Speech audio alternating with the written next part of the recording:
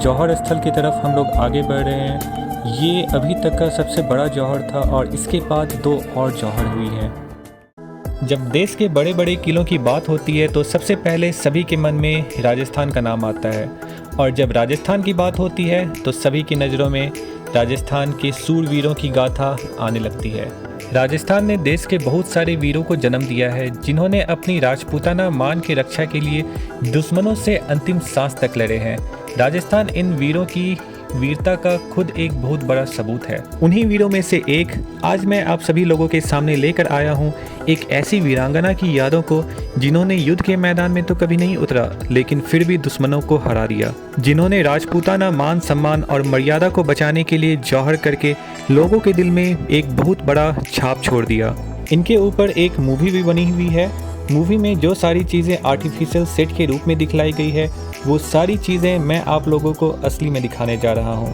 तो चलिए मेरे साथ चलकर देखते हैं रानी पद्मावती से जुड़े उन सारे असली जगहों को।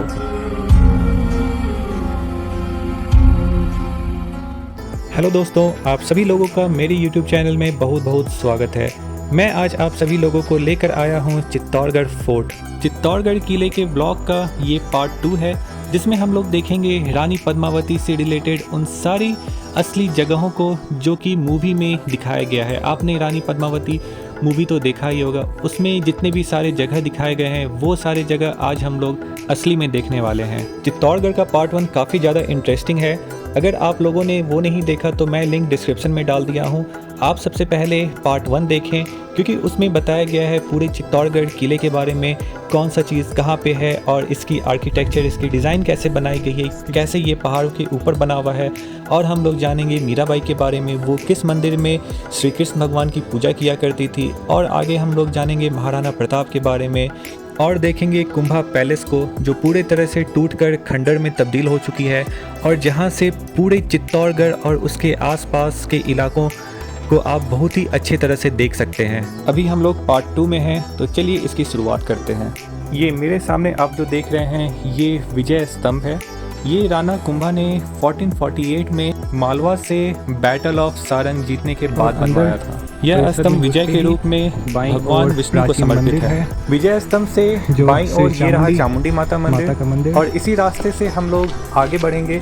और ये जो सामने आप देख रहे हैं मंदिर, ये है ब्रह्मा विष्णु महेश का मंदिर। और हम लोग इसके एंट्रेंस से होकर अंदर चलते हैं और देखते हैं इस प्राचीन मंदिर को। मंदिर परिसर में अंदर घुसते ही उस एंट्रेंस के पास से ही आप पूरा नज़ारा देख सकते हैं। कितना अद्भुत नज़ारा है। एक तरफ विजय स्तंभ, फिर उसके बाद ब्रह्मा विष्णु महेश मंदिर, और फिर उसके बगल में जौहर स्थल जो हम लोग आगे चढ़ कर जाएंगे। ये मंदिर कितना प्राचीन हो सकता है, इसका अनुमान आप नीचे टूटे पत्थरों से लगा सकते हैं। ये जो सामने आप मंदिर देख रहे हैं ये गणपति का मंदिर है, और इससे ही सटकर श्री निर्भय नाथ जी का जीवित समाधि है। ये 1200 साल पहले का ये बना हुआ है, और उस समय इन्होंने जीवित समाधि यहाँ पे लिया था। और ये मैं आगे बढ़ रहा हूँ जहाँ पे, जिस स्थल पे रानी पद्मिनी ने अपने 16,000 रानियों के साथ उन्होंने जौहर किया था। अभी हम लोग पहुँच गए हैं उत्तरी जौहर द्वार की तरफ। जिस स्थल पर जौहर हुआ था उस स्थल पर जाने के लिए टोटल 3 द्वार हैं, जिसमें कि उत्तरी द्वार मुख्य द्वार है, और अंदर जाते के साथ सबसे पहले आपको शिव मंदिर सामने दिख रहा है, और उसके बाईं ओर है जौहर स्थल। और ये मैं पहुंच गया हूं जौहर स्थल पर। इस जगह पर पहुंचते ही एक अलग सी फीलिंग आती है। आप पूरे रूप से भावुक हो जाते हैं, आपके जितने भी रोंगटे हैं वो खड़े हो जाते हैं, क्योंकि इस जगह पर 1 नहीं 2 नहीं बल्कि 3 बड़े जौहर हुए थे। पहला जौहर तो रानी पद्मावती ने किया था, जो कि अभी तक का सबसे बड़ा जौहर था। उसकी ठीक 232 साल बाद दूसरा जौहर हुआ, और फिर 32 साल के बाद एक और जौहर जो तीसरा जौहर हुआ।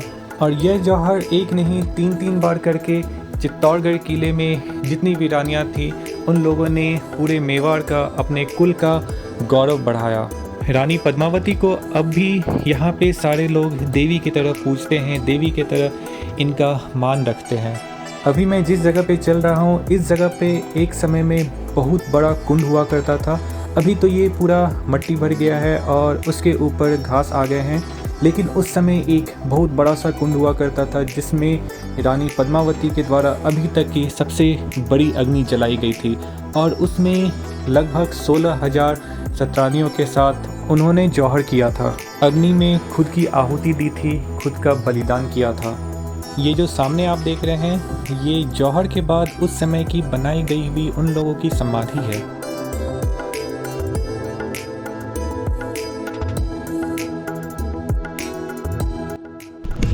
तो इस तरह आप अनुमान लगा सकते हैं। मैं तो मेरे रोंगटे खड़े हो गए इस जगह पे जब मैंने जब कदम रखा, तो मैं महसूस कर सकता हूँ ये जो फीलिंग है, ये बताने से भी वो कम लगेगा, क्योंकि जब आप आओगे यहाँ पे, जब आप खुद से इस जगह पे जब आप कदम रखोगे, तब आपको पता चलेगा ये एक्चुअल में यहाँ पे आने का फीलिंग जो है वो काफ़ी अलग है। जौहर स्थल से अब हम लोग सीधे आगे चलते हैं रानी पद्मावती के गुफा की तरफ। क्या खास है इस गुफा में, चलिए आगे हम लोग चलकर देखते हैं। अभी हम लोग नीचे जा रहे हैं जहाँ पे रानी पद्मावती का गुफा है। एक्चुअली में ये रानी पद्मावती का मंदिर है और मंदिर से लगकर ही गुफा है। तो चलिए चलकर देखते हैं ये गुफा किस तरफ जाती है, और आपको अंदर जाने के लिए अपने जूते चप्पल उतारने होंगे क्योंकि ये एक मंदिर भी है। और मेरे सामने आप देख रहे हैं ये किले की दीवार कितनी मजबूती के साथ पहाड़ों के ऊपर बना हुआ है, और आप यहाँ से पूरे चित्तौड़गढ़ शहर को और उसके आसपास का इलाका आप काफ़ी अच्छे ढंग से देख सकते हैं। ये जो मेरे सामने आप देख रहे हैं ये गौमुख कुंड है। इस कुंड की बहुत ही अहमियत है इस पूरे चित्तौड़गढ़ किले में। दरअसल इस कुंड में पानी आने का एकमात्र स्रोत है, जो कि पत्थरों का एक गाय का चेहरा बना हुआ है और उसके मुख से ये पानी आता है और दिन रात इसमें पानी उससे ही आते रहता है, और अभी तक किसी ने भी पता नहीं लगा पाया ये पानी आता कहाँ से है। और इसी पानी को पूरे किले में सारे जगह पर यूज़ किया जाता है। ये हम लोग पहुँच गए हैं रानी पद्मावती मंदिर की तरफ। ये आप देख रहे हैं सामने में रानी पद्मावती का मूर्ति जो कि दीवार में ही जड़ा हुआ है, और उसके नीचे आप अखंड ज्योति देख सकते हैं। जो बोला जाता है ये काफ़ी सालों साल से ये इसी तरह जल रहा है, ये आज तक ये बुझा नहीं है। मूर्ति के ठीक आगे है वह गुफा, और ये गुफा अभी फ़िलहाल टूरिस्ट के लिए बंद है, लेकिन ये गुफा का रास्ता सीधे जाके रानी पद्मावती के महल में खुलता है। और ये गुफा का यूज़ उन्होंने ज़्यादा किया है, उनके लिए स्पेशली बनाया गया था, इसलिए ये गुफा जहाँ पे खुलता है नीचे की तरफ, उसको मंदिर के रूप में अभी बना दिया गया है। जब कभी भी गौमुख कुंड में नहाकर पूजा करने का होता था तो रानी पद्मावती इसी गुफा को यूज़ किया करती थी। इस गुफा को बनाने का एक और मकसद ये था कि जब कभी भी चित्तौड़गढ़ पे हमला होता था तो रानी और उनके राजकुमार को इसी रास्ते के थ्रू बचाकर निकाला जाता था। अभी आपने देखा रानी पद्मिनी का मंदिर, जहाँ से उनके महल की तरफ सीधा रास्ता था, और चलिए हम लोग आगे चलते हैं और देखते हैं रानी पद्मावती के महल को। महल जाने के पहले एक और मंदिर आता है जो कि बहुत ही प्राचीन है। ये 1100 ईस्वी में बनाई गई है और ये शिव भगवान की मंदिर है। उस समय जब राजा महाराजा लोग यहाँ पे थे तो इस मंदिर में काफ़ी धूमधाम से पूजा किया जाता था। पूरे मंदिर को अच्छे से सजाकर, फूलों से सजाकर काफ़ी अच्छे ढंग से पूजा होती थी। अभी तो इस मंदिर में पूरे तरह से छोटे छोटे पौधे निकल आए हैं, पूरा काई लग गया है। आप इससे अनुमान लगा सकते हैं ये कितना पुराना मंदिर है। 1100 ईस्वी का मंदिर आप अभी अपने आंखों के सामने देख रहे हैं। आगे बढ़कर हम लोग पहुंच गए हैं पद्मावती महल की तरफ। ये है इसका एंट्रेंस गेट, और ये हम लोग अंदर आ गए हैं कैंपस में। रास्ते की दोनों तरफ बहुत अच्छे शेप में पौधे काटकर लगाए गए हैं।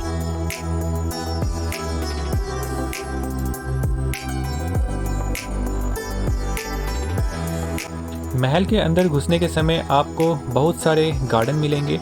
जैसे आपने पहला गार्डन देखा जब हम लोग एंट्रेंस के अंदर घुसे, ये दूसरा गार्डन है, और ये फिर हम लोग तीसरे गार्डन की तरफ आगे बढ़ रहे हैं। तीसरे गार्डन से हम लोग अब बाहर की तरफ आ रहे हैं, जो महल के कैंपस के अंदर ही है, लेकिन एक बहुत बड़ा सा गार्डन है। इस गार्डन से ही लगकर है एक बहुत बड़ा सा मैदान। यह मैदान में आप चारों तरफ देख सकते हैं, ये बैठने का भी जगह बनाया गया है। ये मैदान बहुत सारे पर्पस के लिए यूज़ होता था, जैसे युद्ध अभ्यास के लिए, या फिर कुछ अगर मल्ल युद्ध करवाना है तो पहलवानों के बीच में, या फिर घोड़ों या फिर हाथियों को लड़वाना है, या किसी भी तरह के खेल कूद में इस मैदान का उपयोग हुआ करता था। इस जगह पर हर लेवल के लोग आकर बैठते थे और इस खेल का आनंद उठाते थे। मेंटेनेंस ना होने के चलते इस मैदान का ये हाल हो गया है। मैं सरकार से अनुरोध करूंगा कि इसकी मेंटेनेंस पे थोड़ा विशेष ध्यान दें, क्योंकि ये हमारी प्राचीन धरोहर है जिसे हमें संभाल कर रखना है। ये हम लोग आ गए हैं महल की दूसरी तरफ। यहाँ पे हम लोग आगे चलकर देखेंगे किस जगह पे रानी पद्मावती को अलाउद्दीन खिलजी ने पहली बार देखा था। ये जो तहखाना आप देख रहे हैं, इस तहखाना से महल की नीचे की तरफ जाया जाता है और वहाँ से पानी के माध्यम से रानी पद्मावती के प्राइवेट महल तक पहुँच सकते हैं। ये जो आप मेरे सामने देख रहे हैं, ये रानी पद्मावती का खास महल है। राजस्थान में काफ़ी गर्मी पड़ने के चलते इस महल को पानी के बीचों बीच बनाया गया था, जिससे कि ये महल को काफ़ी ठंडा रखता है। और हम लोग बढ़ रहे हैं उस कमरे की तरफ जहाँ पे अलाउद्दीन खिलजी ने रानी पद्मावती को पहली बार देखा था। इस खिड़की से बाहर आप रानी पद्मावती का खास महल देख सकते हैं। ऐसा माना जाता है कि रानी पद्मावती वो तीसरे नंबर सीढ़ी पे खड़ी थी और उनका रिफ्लेक्शन जो है, ये 3 हुक जो लगा हुआ है, यहाँ पे एक शीशा हुआ करता था बड़ा सा, जिसमें कि उनकी परछाई को अलाउद्दीन खिलजी ने इस जगह से देखा था। जैसा बोला जाता है रानी पद्मावती काफ़ी खूबसूरत थी और इसका पता जब अलाउद्दीन खिलजी को लगा तो उसने राजा रतन सिंह से एक बार देखने की मांग की। राजा रतन सिंह द्वारा इस बात को ठुकराने पे अलाउद्दीन खिलजी ने चित्तौड़गढ़ किले पर चढ़ाई कर ऐलान कर दिया। इस बात पे रानी पद्मावती ने सोचा कि अगर एक झलक से युद्ध टल सकता है तो वो इस बात के लिए राजी हो गईं। और आगे हम लोग आ गए हैं इस ब्लॉक की आखिरी भाग की तरफ। इसमें हम लोग महल के और अंदरूनी हिस्से में पहुंच गए हैं, जिसमें कि आप देख सकते हैं कितने अच्छे तरह से एक गेट है, गेट के बगल में खिड़की और खिड़की से लगे हुए एक छोटे बालकोनी, जिसमें आप खड़े नहीं हो सकते हैं, लेकिन आपको यह बालकोनी जैसा ही फील देगा। ये जितने भी रूम बनाए गए हैं, आपने अभी के समय में जितने भी होटल देखे होंगे या जितने भी हॉस्टल, उसमें एक गैलरी होता है और गैलरी से जुड़े हुए सारे रूम होते हैं। ये उस स्ट्रक्चर के अकॉर्डिंग ही ये वाला बना हुआ है। जितने भी आप रूम देख रहे हैं सारे एक स्ट्रक्चर के रूम हैं, जिसमें एक गेट, एक रूम और उससे जुड़े हुए बालकोनी। इन सभी रूम से होकर गुजरना एक अलग सा एक्साइटमेंट आपको देता है, क्योंकि ये उस समय का बना हुआ है और आप ये सोचकर टहलते हैं कि राजा रानी लोग इसी के थ्रू जाते होंगे, तो वो एक अलग सा एक्साइटेड जैसा आपको फीलिंग होगा। तो इस तरह हमारी चित्तौड़गढ़ की यात्रा यहाँ पे आज समाप्त होती है, लेकिन हमारी राजस्थान की यात्रा यहाँ पे अभी ख़त्म नहीं हुई है। अभी बहुत सारे किले हैं जो आगे देखना बाकी है, जिसे एक्सप्लोर करना और उसके रहस्य को जानना अभी बचा हुआ है। उन सभी जगहों के बारे में जानने के लिए मेरे साथ आप बने रहें अगले ब्लॉग के लिए। तब तक के लिए please like, subscribe and share और कमेंट बॉक्स में कमेंट करके बताएं आप लोगों को आज का यह ब्लॉग कैसा लगा।